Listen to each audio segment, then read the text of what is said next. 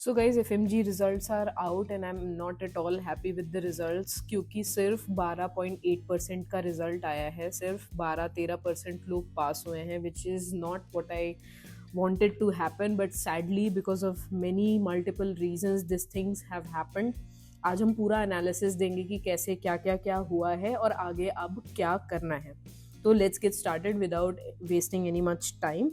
तो 2025 और अभी का करंट स्टेटस हम मैच करने वाले हैं कि क्या फ़र्क पड़ा है, चीज़ों में क्या हुआ है. तो बेसिकली आपका जो 2025 का सेशन था उसमें 18.6 का गया था आपका पासिंग परसेंट, है ना. दिसंबर में क्या हुआ, 23.9% गया. अभी we are still stuck at 12.8%, which is very very sad to C.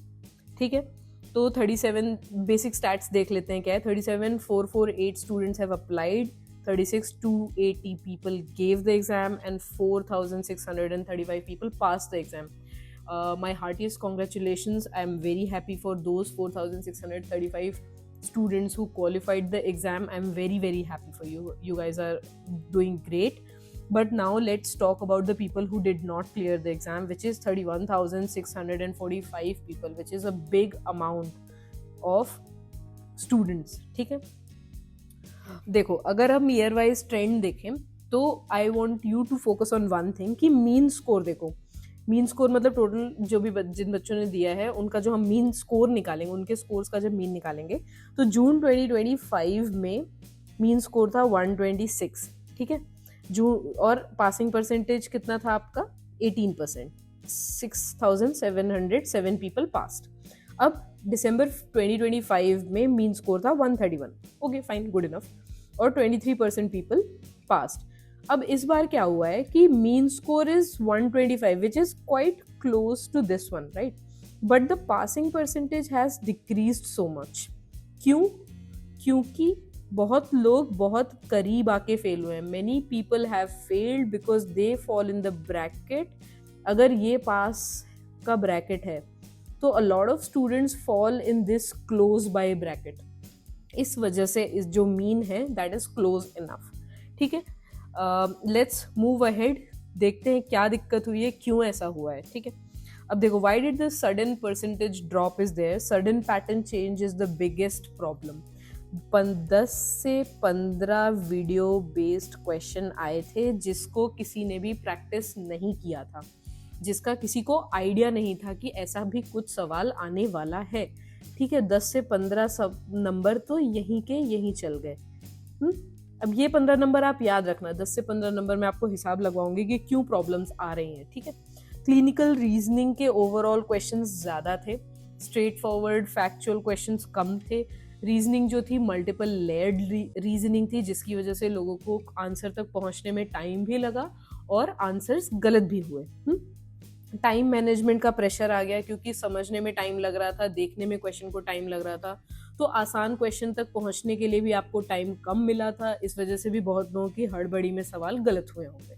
Alright, mixed integrated questions की वजह से जो प्रोसेसिंग टाइम है, लाइक 1 मिनट में सब कुछ प्रोसेस करके आंसर करना is not very easy thing to do.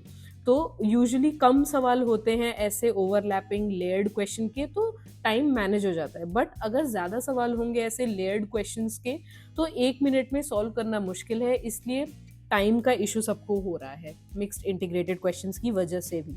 Indirect twisted framing थी. ट्विस्टेड फ्रेमिंग क्यों थी? क्योंकि पेपर डिफिकल्ट लेवल का था, moderate to difficult level side में था.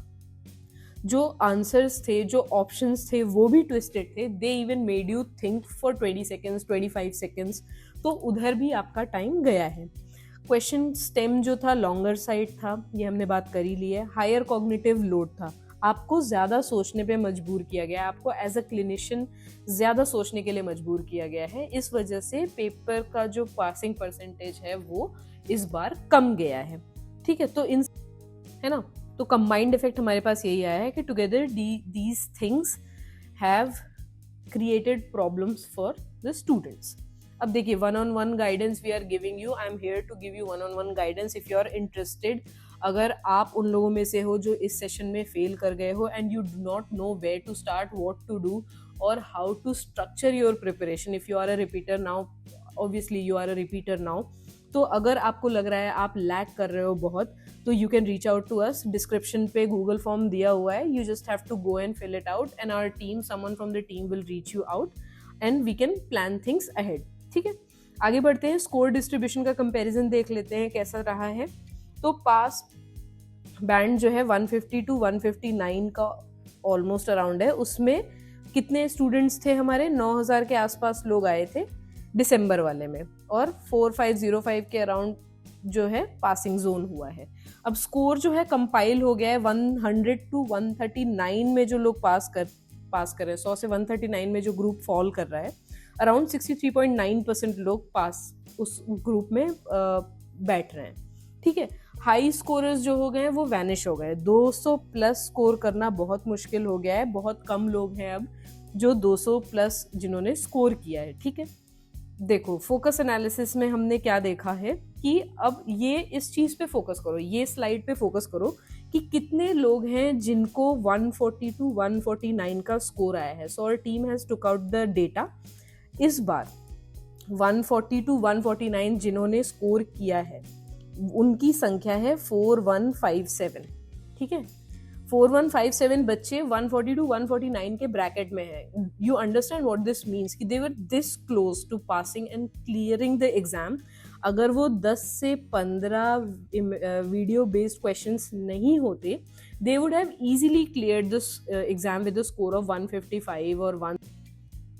ठीक है, तो अगर इस दोनों को आप, जिन लोगों ने क्वालिफाई किया है और जिन लोगों का स्कोर 140 to 149 के बीच में रह गया है, अगर इनको आप क्लब कर दोगे, अगर ये बच्चे भी 10-12 सवाल एक्स्ट्रा करके इस ब्रैकेट में आ जाते, तो योर स्कोर जो आपका पासिंग परसेंटेज है दैट वुड हैव बिकेम 4, वो 24% के आसपास का हो जाता again, which is the usual thing, which is what usually happens. ठीक है, तो नियर मिस पूल हमारे पास बहुत बड़ा है इस बार. बहुत लोगों ने नियर मिस में ये एग्जाम अपना फेल किया है. And honestly speaking it's not their mistake, क्योंकि सडन पैटर्न चेंज की वजह से 10-12 नंबर जो उनके गए हैं, that has become a very sad thing for them. ठीक है, तो अगर ऐसा नहीं हुआ होता तो 8792 अराउंड के पीपल पास होते and it would be like standard 24% जैसा हमेशा होता था एग्जाम का. 24-25% के अराउंड रिजल्ट आता, विच इज सेटिस्फैक्टरी इनफ. ठीक है, तो की इनसाइट्स एंड टेक अवेज क्या है हमारे इस एग्जाम से? The exam is evolving, the overall exam is evolving. तो आपको भी उस हिसाब से अपने आप को बकलअप करना है, अपनी प्रिपरेशन को इवॉल्व करना है, अपनी प्रिपरेशन स्ट्रैटेजी को इवॉल्व करना है. पुराने घिसे पिटे ट्रेडिशनल मेथड से चीज़ें नहीं होंगी. अब traditional cramming is no longer enough, not at all enough. अगर आप क्रैम कर रहे हो तो you won't be able to reach even 130 तक का score. Cramming is not helpful at all, अभी के सिनारियो में बिल्कुल भी नहीं. Speed and stamina are scoring skills. Along with concepts, you should have speed and you should have stamina. Mental fatigue नहीं होना चाहिए. Doesn't matter कितने भी layered integrated clinical scenarios क्यों ना हो, you cannot be mentally fatigued. अगर तुम mentally fatigue हो जाओगे, अगर तुम्हारी speed slow है, अगर तुम्हारा stamina कम है, तो it would be again difficult to crack the exam even in the December का कमिंग दिसंबर का सेशन. ठीक है, margin is thin, target the near miss gap.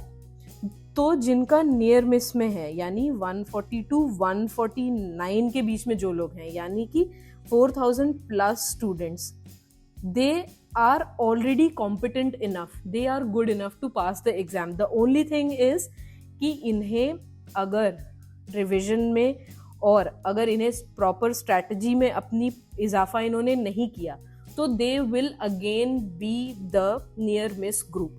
देखो 4000 में से 2000 लोग फिर से नियर मिस में आएंगे. Almost 50% student will again miss this exam if their strategy is not good enough, because repetitive कुछ भी पढ़ना ईजी नहीं होता है. जिन्होंने दिल लगा के पढ़ा, जिसके 140 प्लस मार्क्स आए हैं, उसने दिल लगा के पढ़ा है, उसने अच्छे से प्रिपरेशन की है. डिफिकल्ट पेपर होने के बावजूद अगर उसके 140 अबव स्कोर आ रहा है, that means the person has studied. अब एक बार पूरी जान लगा के पढ़ने के बाद अगर आप दोबारा ढंग से रिवाइज नहीं करते हो और सब कुछ आपको रेपिटेटिव दिखता है, सब कुछ आपको मोनोटोनस दिखता है, then it is going to be very difficult for you. For this bracket of student, knowledge is not the problem. For you, discipline would be a problem. तुम्हें बैठने में दिक्कत होगी, तुम्हें बैठ के एग्जाम देने में, मॉक देने में, दोबारा से सेम नोट्स रिवाइज करने में प्रॉब्लम होगी. That is where you are going to face problems. ठीक है. Adapt preparation to the new pattern. देखो, हम कंप्लेन कर सकते हैं. What I feel is that it is not fair to increase the level of difficulty this much for a screening exam. But the problem is, जिसको protest करना है, हमारे जो सीनियर्स हैं, हमारी जो एसोसिएशंस हैं, they will raise their concerns. But जो लोग नेक्स्ट एफएमजी देने वाले हैं, you do not have to enter into this. Your seniors are there, certain groups are there, they will entertain these issues. वो ये इश्यूज रेज करेंगे. आपको क्या करना है? आपको अडेप्ट करना है. क्योंकि अगर आपने अडेप्ट नहीं किया तो नेक्स्ट एग्जाम में भी यही इश्यूज होंगे, यही प्रॉब्लम होंगे. और nobody wants to be a repeater. उससे टाइम खराब होता है, मेंटल हेल्थ खराब होगी, आपका मोरल नीचे जाएगा. तो we do not want that for you. To please adapt करो. अगर तुम्हें नहीं पता है कि कैसे अडेप्ट करना है, क्या तुम्हारी गलतियां रह गई हैं, क्या तुमने कमी करी है, I am there, our team is there for you. We have our program which is launching from 7th of July, which we are supposed to launch from today. We'll extend the time. Reach out to us if you need our help, if you need my guidance. हमारी team का support चाहिए. We do a thorough hand holding. हम आपको guide करेंगे day to day basis पे, हम आपका discipline check में रखेंगे. तो in case you need our help, please do reach out to us. And नीचे जाके कमेंट सेक्शन में, डिस्क्रिप्शन लिंक में जो आपका लिंक दिया हुआ है, उसको जाके फटाफट से फिल करो. ठीक है. 1-on-1 प्रोग्रेस ट्रैकिंग होगी यहाँ पे, पर्सनलाइज गोल सेटिंग होगा यहाँ पे, interactive live sessions will be there. Every score board becomes a strategy. ठीक है. पर्सनल प्रोग्रेस ट्रैकिंग ग्रुप्स होंगे. जीटी जो हम दे रहे हैं, इन डेप्थ जीटी एनालिसिस हम करेंगे और आपकी मिस्टेक्स खोज के निकालेंगे कि कहाँ आप गलती कर रहे हो, कहाँ आपको सुधारने की जरूरत है, where do you need our help actually. ठीक है. A plan for every day will keep your mind at ease. That is what our aim is. We will give you a structured planner for revision. We will make sure that you follow that plan and implement it. We will track your progress throughout your journey.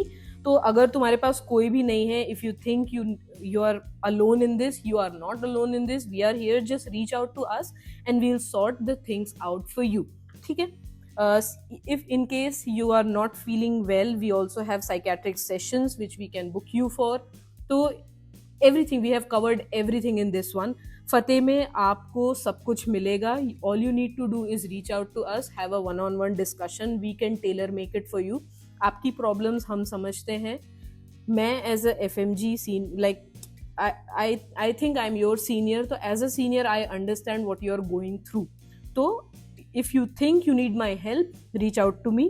Fill out the form in the description and let's have a chat, a thorough chat about what are your problems, what you are lagging, where you are falling behind, and let's nip this right here and make you pass this FMG, coming FMG, with great scores so you can move forward and ahead in your life. Okay? So I'm Dr. Smita. You can reach out to us and let's nail this exam again.